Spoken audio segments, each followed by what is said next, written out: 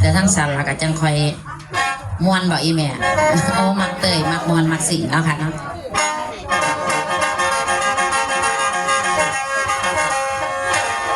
เอาเนี่ยล่ะเพิ่นว่าเวียงเวียงจันทร์สัตนาควรนำผากสองพร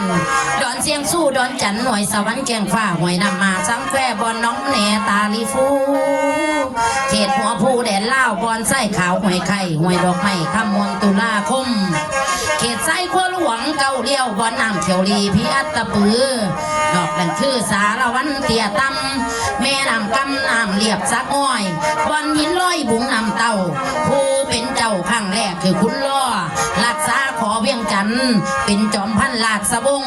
ให้ขึ้นคงที่รุ่นคือนักบุญจอมทำให้หมูเจ้าโอคือทำเด้อยาไอเด้อ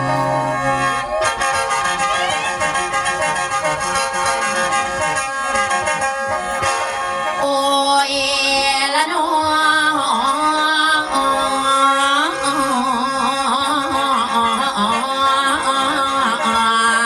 นวลนวล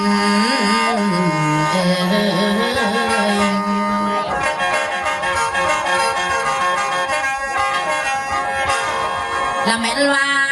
เดี๋ยวนี้คะแนนโนพอสิเราประวัติเวียงจันทร์เวี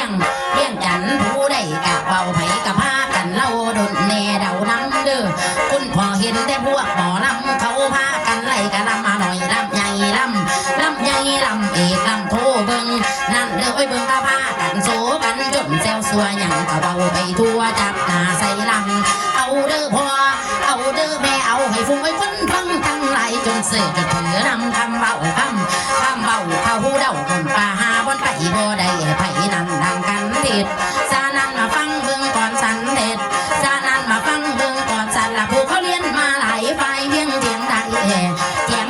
เวียงกันพันเบาปากเอาเบิ่งกันมีบ้านนั้นเป็นปั่นใดสิไหลลงไปน้ำพญาใดมาสร้างพังถึงควงลวงพระบางเกตนั่นกับฟังไม่สิไหลเดียงไหลนั่นละไหลมาตั้งแต่เบื้องบ้านจบเมืองเศร้าตั้งแต่กินเศร้าว่าตั้งแต่หมาเห่าเต่าขยังสามตนอุ่นสามถ้วยตั้งแต่ถ้วยสามน่องทองสามจุ่มแมงมุมเก่าไข่ไก่เก่าหัวตั้งแต่งัวเก่าหางหมุนตั้งกว่าตอนกองแม่น้ำคงละมันก็ยังเป็นท้องมันบ่ดันมีแม่น้ำปูนน้ำสีน้ำสีก็ยังไปทางสาดน้ำทำเกินทางแถวเอราวัณทำเกินทางแถวเอราวัณแถวเวียงจันทร์ก็ยังเป็นดงเป็นป่าบันถ้าจงให้ดินมีแต่ดินกระลังผีอ่อนแรงหินน้องแดงนั่นแหละผู้เขาวงก็เราไปถงคู่เปียแล้วมีแต่เสือเก็มป่าพอมีหน้าใครเพื่อคนต่างอย่างไรหรอไปไต่แถวฟังลำโขงแกงกะห้องแกงป่าลาไปหน้าพามองเห็นแต่ของจังปังทำกลางป่าบึกดึกขึ้นไปบ้าคำมันห่วงขุ่มคนที่สังคมป่านางสมแถวป่าไม่หัวบ้านพวกสัวแถวตาอิงสั้นบ้านหันผากินตาละมีแต่ฟังลำโขงแต่ก่อนเด้อละมันมีแต่หลงแถวนั้นป่าไผ่แถวบ้านหอจังหวัดสีเสียงใหม่ก็ยังบ่ทันเห็นเด้อย่าแม่บัดน้องเป็นพันเผาของอีนางบ่ทันกอบาดถ้าพุ่งกะบ่พกตาบ่ตะสำลันบ้านเขาสันผูกคอนดังวานเมืองพันบานกันใหญ่บัดดอนสีกันใจยังเป็นป่าไม้ไปห่วงตัวกันไล่นั่นละไล่มาเป็นสันละบ้านหานามาเพื่อนบ้านคนสาโอ้ยมันงามชีไรตามลำน้ำโอ้ยงามเหลือหายกันพ้นสาตาบอดีเอาสากะดอกกันสร้างให้สวนนั่นเด้อพอปลูกได้ยาล้วนขายส่งโรงงานบ้านพ้นสาเป็นหน้าดีคนเขายองหามีน้องน้ำหน้าทำงามเอียงผู้หญิงสาวโกโตเพียงสำเนามาหอดเข้าบ้านมันปลูกมันหมีบ้านกับโกสาวงามสิไรตามลำน้ำใครเห็นแล้วลืมเมื่อบ้านเก่าใครเห็นแล้วลืมเมื่อบ้านเก่าอีย่าบ่อยากเฝ้าเห็นแล้วมากไรยังไกลกำลำรองตามขวางบ้านหาคำลำมองสิร้องลงมาพี่บ้านเมืองมีไว้ป้าว่าเดิมแต่เก่าเด้อย่าแอกก็ยังพี่เจ้าหูนั่นน่ะไปสร้างก่อนคนนับแต่ต้นบางก่อนมันมีนางอุตสาหบาลมผู้ของเมืองบ้านขนาดทำไมเมืองดีมีสื่อหัวหักหลักหัวอุสู่ได้กินทะยานเต้นดวงไปบ้านนั่นเด้อบ้านสักเอวอยู่ ไกลของเดียวเดี๋ยวเล่เป๋ว่าความสัมพันธ์ก็ต่อกันเท่านั้นเพราะท่านเป็นบ้านเมืองคนจากก่อนก็ยังเป็นดอนปลาใหม่กะริมน้ำแม่คงเป็นนั่นละเป็นที่ดอนบอนส่งบอนส่งเบิดสุวรรณนางไร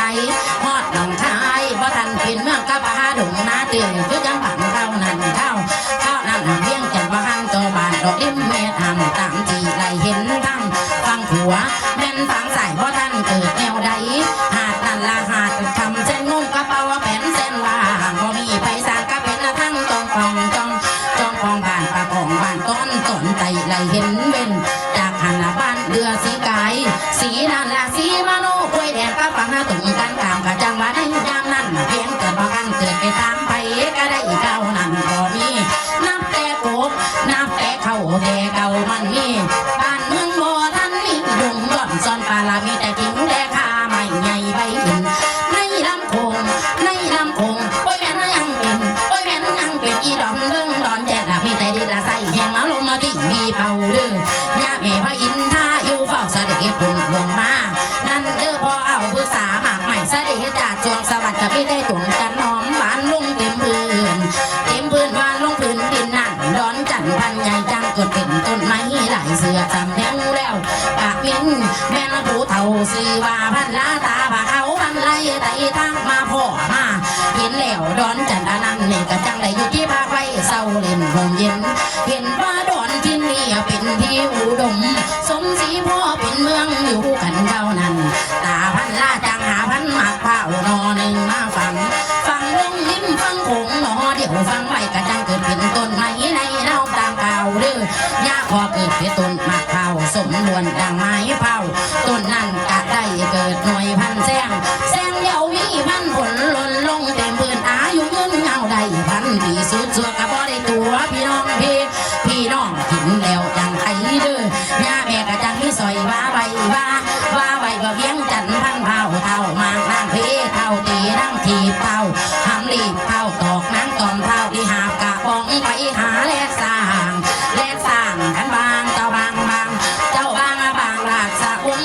คงเวียงจันลาดสะอุ้งเป็นเจ้ากันเมียงจีเต่าออกลูกทางหัวเกียดให้ผัวอย่าไปนอนทางล่างกันถั่วก็สร้างบ่หูแนวทำเท่าสีดำเป็นคนขาสร้างเพียงจันห้างเป็นคนจีมาจอบกันว่าบังก็ข้างเป็นมองกระไตนอนเด้อย่าพอโอ้ยมันห้อยบันแม่นพันตอนเวียงจันลานสร้างโอ้ยมีได้คนมาสร้างเวียงจันขึ้นไม่ว่าพระขาวสร้างไว้กับพังเผาสู่เวียง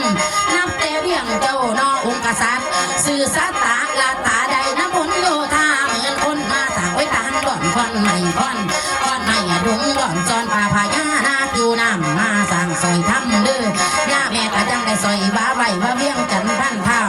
นั่นเด้อแม่กะจังได้ใส่ซื้อให้ภาษาตานามาแถมกะพอมีหน้าโคซอยกันเท่านั้นสร้างเวียงจันเจ็ดแล้วพญาเมืองเป็นนางเสวยสุขสืบสร้างเมืองบ้านอยู่เย็นได้ลูกน้อยสื่อว่าจันท่าหาอินชวนมาลบญาติเอาไปได้อินชวนนั้นเป็นลานของพระบาทมาญาติเอาแกนแก้วไปไว้แต่เฮ็ดเมียพระองค์ก่อแม่นโศกเศร้าน้ำลูกบุตรีสาธุเด้อขอให้อินท่าพายพูดลงทางปุ่นโอ้ยอินกระดิ่งเห็นแล้วพญาเมืองอ่อนอิงทรงให้ส่องแกนแก้วออกมาเข้าสู่กันลงมาเกิดความทองของแม่พญาเมืองจังได้มีบุตรเกิดมาสองเท่ามีผักขันใจพร้อมธนูสินกับดาบ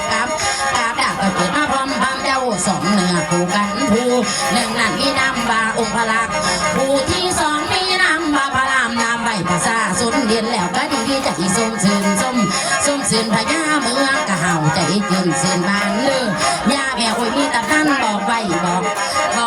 กับแม่ปันหยังเดือยายเดือละบ่ได้หาคำพัง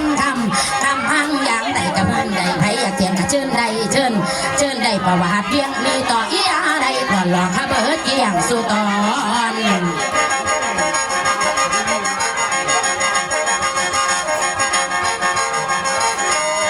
เวลา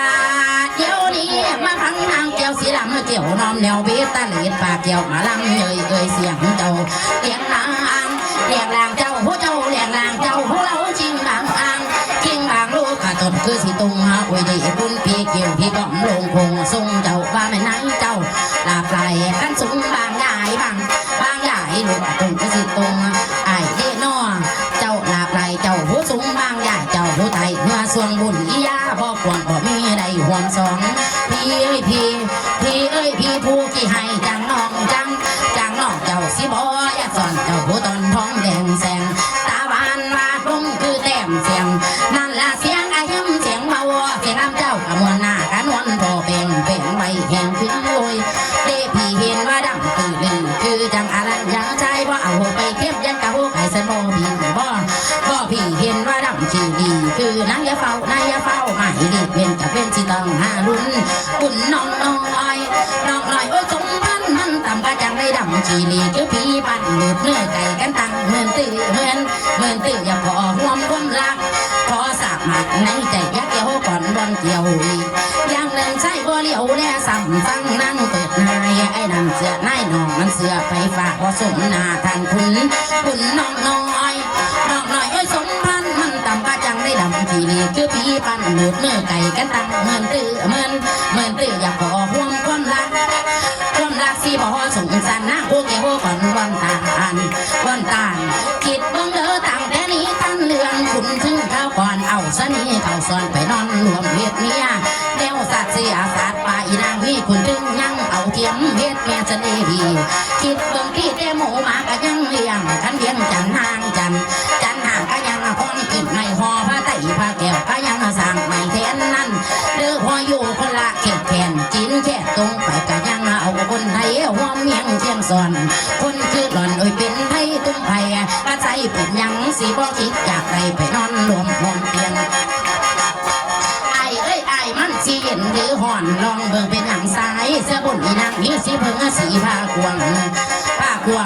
อีกอย่างแน่เลยยันคนเขาทวงนินถ้าสันบอกพี่วานคนผู้ดีมาเอาเมียกี่หายจากไปยันเพิ่นยันเป็นจังสันบอกคุณพี่หมอลำแต่กาดำก็ยังไหลลงเจียมหมงแต่กาดำก็ยังไหลลงเจียมหมงลองลอยบางขวงมันบ่คงคือบางผู้กันสายาพินเนี่ยผ้าอีโปว่าสมผ้าวักสลิดลอยเด็กพี่กับแม่สีดันดินกับแม่สีดันดินกับดินละดันน้ำสายบ่มีหัวสาเบิ่งนางพอดีสายบ่ยินดีน้องกับน้ำนางน้องเหี่ยวบ่เลี้ยวเบิ่งสั่งสร้างน้องนายแดงพี่สร้างแก่งแหนงนายสร้างนางโอ้ยห่างตาดำอีได้สิสมเจ้าผู้เล่าเคียงสวยโอ้ยตัดผมจอดมาเปิดไฟทั้งงอนอีหาได้สีได้ซ้อนไปนอนลงห้องเตียงเจ้าเตียงเลี้ยงเจ้าผู้เจ้าเตียงเลี้ยงผู้สาวตายเบิดเมืองก็นำเจ้าเป็นเราอีได้เนาะสิได้เห็นเอาหน้าไว้ของเจ้าบ่าวพี่ไส้ไปอีเดเนาะสิได้ใบแล้วคันละต้นทิ้ง10 กิโลผลหัวโตอีอย่าเห็นแล้วก็สิบังกับพนฟอนไปอีเดเนาะสิได้นอนในมุงกระเทียมใส่ตุ่มพางกันไปอีเดเนาะสิกำคอกะทางของเจ้าบ่าวพี่ไส้ไปเดเนาะสิได้ใบแล้วคันละคันเพียงพอกระผมไปเดโนเสียวใส่ไปดอกพักก็มานอนคือเอาขันเป็นยังพี่ขันเจ้าเอากับย่าหรืออายานฝ่าพาหรือยันหืฉันบอกขันเอาน้องหอมสองสีหน้าทุ่มน้องไว้ก่อนเพราะนั้นนะปฏิกสิโล